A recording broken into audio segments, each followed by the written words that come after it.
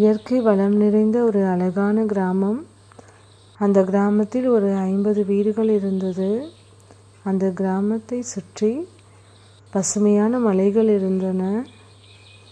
அந்த மலைகளுக்கு நடுவே ஒரு அழகான ஆறு ஓடியது. அந்த ஆற்றில் சிலர் மீன் பிடித்து கொண்டிருந்தார்கள். அங்கு சில சிறுவர்களும் விளையாடி கொண்டிருந்தார்கள்.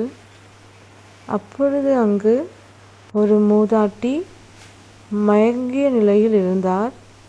அந்த சிறுவர்கள் அந்த மூதாட்டிக்கு குடிக்க தண்ணீர் கொடுத்தார்கள். அந்த மூதாட்டியை அழைத்து கொண்டு சென்று அவருக்கு உணவு வாங்கி கொடுத்தார்கள். அந்த மூதாட்டி அந்த உணவை சாப்பிட்டு அந்த சிறுவர்களுக்கு நன்றி சொல்லி வாழ்த்தினார். அந்த சிறுவர்கள் மகிழ்ச்சியாக திரும்பி சென்றார்கள்.